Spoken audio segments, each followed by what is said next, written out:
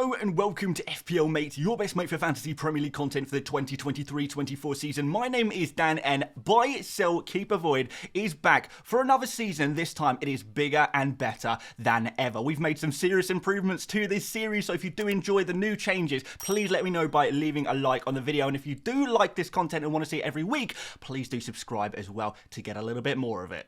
So for those of you who haven't heard of this series before, the concept is very simple. So buys are players you probably don't have but should consider bringing in. Sells are players that you probably have but should consider removing. Keeps are players that you might be thinking about removing from your squad right now, but I think you should keep them. And avoids are players that are being pretty hyped up right now around the FPL world, but I think they are potential traps that you should avoid from putting in your Game Week 1 draft right now. This time we've got 4 players in each category, 1 player from each position in FPL to give you the maximum scope of information on FPL. Let's get started. So yes guys, we have taken some of the feedback on board and we're now going to be doing 1 player from each position in each category of buy, sell, keep and avoid. We're also going to be using different stats depending on positions to help you make those FPL decisions a little bit better. So let's start off with some buys here. We've got Johnston as our first pick for a goalkeeper. He's not really been picked by too many people right now, but I believe he is the best 4.5 million goalkeeper to go for. I know some people are looking to try and free up a little bit of money. A way of doing that might be to downgrade your current goalkeeper and go for a 4.5 instead. Johnston looks the best pick of the bunch, scoring the best points per game of any goalkeeper last season, which was really, really good in terms of those 4.5 cheap goalkeepers. So if that's the way you want to go, this is the way. Crystal Palace are a decent defence and have got some decent fixtures where they can keep some clean sheets. In terms of defenders, Ben Chilwell is the underrated player that I think you should be buying and including in your teams right now. Those of you guys who watch the 100 experts videos I've made over the last couple of days will know that the experts really like Ben Chilwell as a pick. We're expecting Chelsea to do a little bit better this season, and Chilwell will be dominating that left-hand side,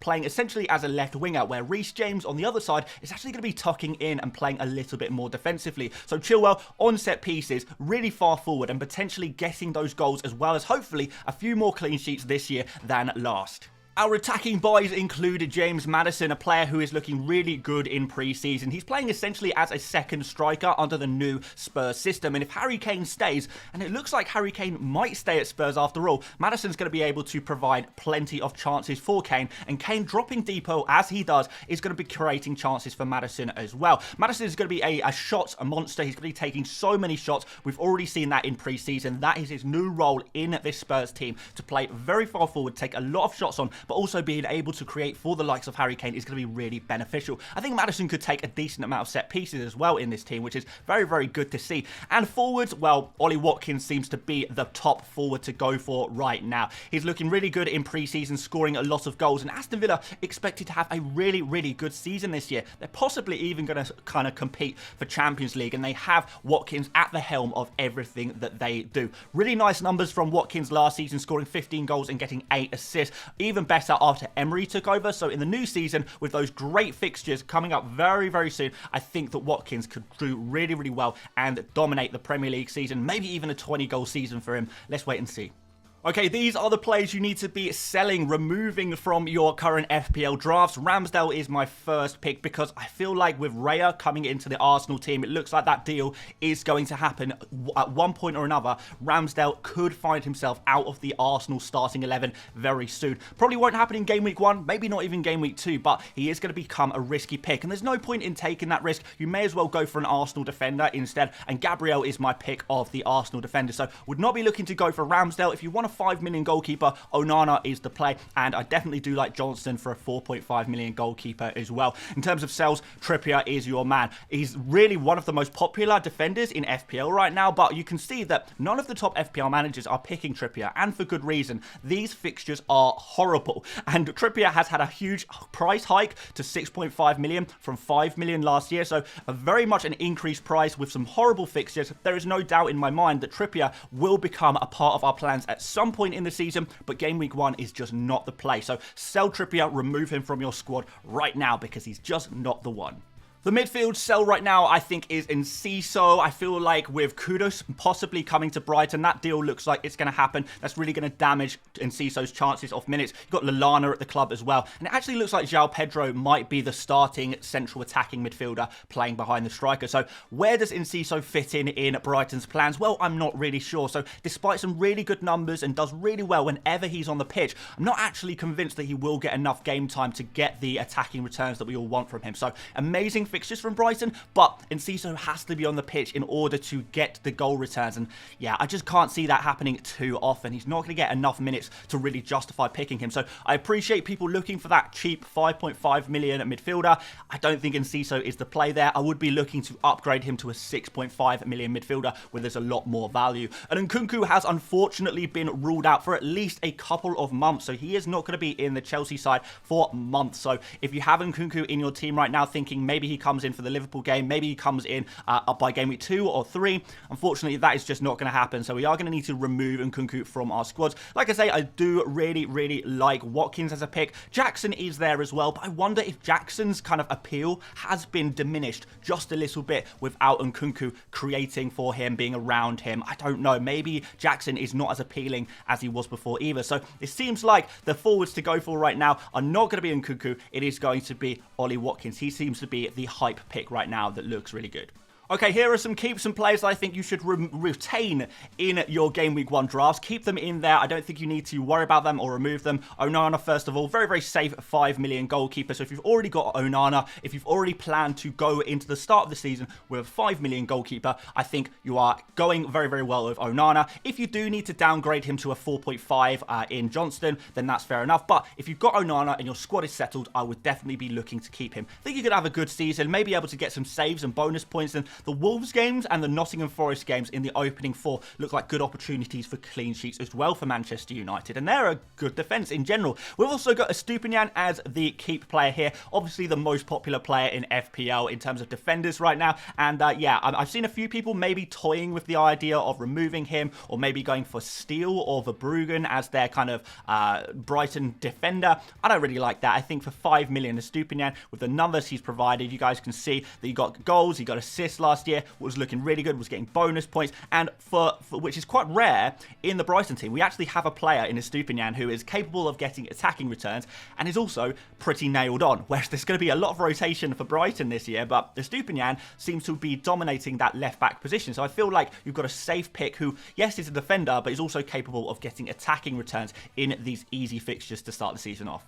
Bruno Fernandes, you guys should definitely be keeping. I've seen a few people toying with the idea of removing him and moving him to another midfielder. But really, guys, I would say that Bruno Fernandes is one of the first names on my personal Game Week 1 team sheet. I would definitely be looking to keep him. And I do want to highlight some numbers from Fernandes last year because they really were phenomenal. You can see he had 10 expected goals last season, but only scored 8. Now, every single season, Fernandes typically overperforms on his XG. He scores more goals than he's expected to. So the 8 goals with 10 XG is actually a rare occurrence and maybe a little bit of an anomaly that is not going to repeat itself. I feel like Fernandes will make good of his XG in the new season. And look at this expected assist, guys.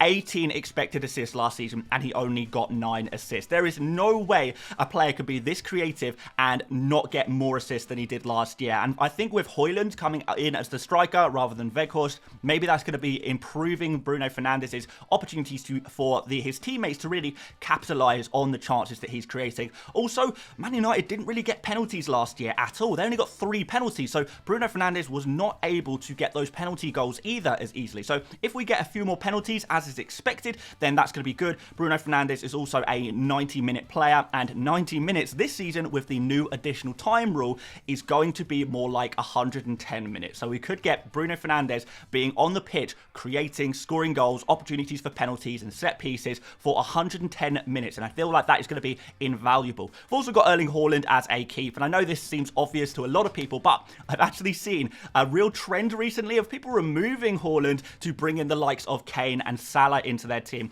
I just would not go there personally. I know Haaland hasn't scored in a few competitive games now, but he is going to be back to his best when the Premier League starts. And look at these fixtures. This is a player you want to be owning and want to be captaining. So may seem obvious to some people, but for others of you who are thinking about removing Haaland for the likes of Kane, maybe you're a bit worried about, whether he'll actually score goals.